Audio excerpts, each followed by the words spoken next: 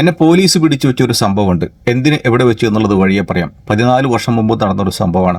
അന്ന് നമ്മുടെ മാനേജർ എന്നോട് പറഞ്ഞു, അവരുടെ വാഹനത്തിൻ്റെ ഒരു ആക്സസ് പാസ് റെഡിയാക്കുന്നതിന് വേണ്ടിയിട്ട് ഒരു സ്ഥലത്തേക്ക് പറഞ്ഞു വിട്ടു. അതായത് സെക്യൂരിറ്റി റെസ്ട്രിക്ഷനുള്ള ഏരിയകളിലൊക്കെ നമ്മൾ വാഹനങ്ങളൊക്കെ കടക്കണമെങ്കിൽ ഒരു ആക്സസ് പാസ് ഉണ്ടല്ലോ, സെക്യൂരിറ്റി ബാർ ഓപ്പൺ ചെയ്യുന്നതിനുള്ള ഒരു ആക്സസ് പാസ്, അത് റെഡിയാക്കാൻ വേണ്ടിയിട്ടാണ് എന്നെ അവിടെ പറഞ്ഞയച്ചത്. അങ്ങനെ ഞാൻ ആ സ്ഥലത്തെത്തി. അവിടെ ഞാൻ പുറത്ത് ഞാൻ വണ്ടി പാർക്ക് ചെയ്തു.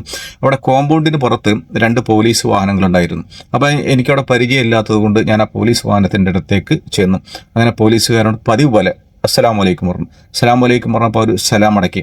അങ്ങനെ ആ വാഹനത്തിൻ്റെ ആ പോലീസ് വണ്ടിയിൽ നിന്ന് ഒരു പോലീസുകാരൻ പുറത്തിറങ്ങി എൻ്റെ അടുത്തേക്ക് വന്നു. അങ്ങനെ മറ്റൊരു പോലീസുകാരൻ എന്ത് ചെയ്തു, എൻ്റെ കയ്യിൽ നിന്ന് ഐ ഡി മേടിച്ചു, ഐ ഡി പരിശോധിച്ചു. അങ്ങനെ ഒരു പരസ്പരം എന്തോ പറഞ്ഞിട്ട് ഈ 2 പോലീസുകാരും കൂട്ടിയിട്ട് എന്നെ കൂട്ടിക്കൊണ്ടുപോയി. അവിടെ പോലീസ് ഔട്ട്സൈഡ് പുറത്തൊരു പോലീസ് ക്യാബിൻ ഉണ്ടായിരുന്നു. ആ ക്യാബിൻ്റെ ഉള്ളിലേക്കാണ് എന്നെ കൂട്ടിക്കൊണ്ടുപോയത്. അങ്ങനെ ഈ ക്യാബിനിലേക്ക് ചെന്നപ്പോൾ അവിടെ വേറൊരു പോലീസുകാരനും അവിടെ ക്യാബിൻ്റെ ഉള്ളിലുണ്ടായിരുന്നു. അങ്ങനെ ഈ 3 പോലീസുകാരും കൂടിയിട്ട് എന്നെ ചോദ്യം ചെയ്യാൻ തുടങ്ങി. പല നിലക്കും ചോദ്യം ചെയ്തു. അവരുടെ ആദ്യത്തെ ചോദ്യം, എന്താ മുസ്ലിം, നിങ്ങളൊരു മുസ്ലിമാണോ എന്നുള്ളതാണ് എൻ്റെ ചോദ്യം. അപ്പം ഞാൻ ചെന്നിരിക്കുന്ന സ്ഥലം നമ്മുടെ മുസ്ലിമിൽ ക്രിസ്ത്യൻ ചർച്ചിൻ്റെ അടുത്തേക്കാണ് ചെന്നിട്ടുള്ളത്. അവിടെ ക്രിസ്ത്യൻ ചർച്ചിലേക്ക് നമ്മുടെ മാനേജർക്ക് ഇവിടെ വീക്കിലി പോകുമ്പോൾ അവിടെ ആക്സസ് പാസിന് വേണ്ടിയിട്ടാണ് ഞാൻ അവിടെ ചെന്നിട്ടുള്ളത്. അങ്ങനെ അവർ പല നിലക്കും ചോദ്യം ചെയ്തു.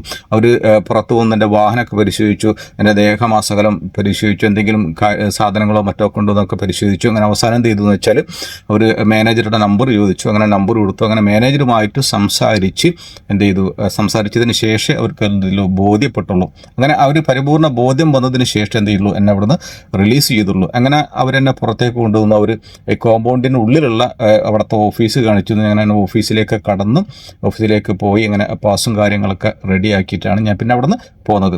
അപ്പോൾ അവിടെ എന്താണ് പ്രശ്നം എന്ന് വെച്ചാൽ, ഒരു മുസ്ലിമായ ആൾ എന്തിന് ക്രിസ്ത്യൻ ചർച്ചിലേക്ക് വന്നു? ഇതാണ് അവരുടെ ചോദ്യം. അതുകൊണ്ടാണ് ഇത്രയും ചോദ്യങ്ങളും അവരുടെ ഈ ഉറപ്പുവരുത്തലുകളൊക്കെ ഉണ്ടായിട്ടുള്ളത്. അപ്പോൾ ഈ ഒരു സംഭവം നിങ്ങളുമായിട്ടൊന്ന് ഷെയർ ചെയ്യണമെന്ന് തോന്നി. Okay, thank you.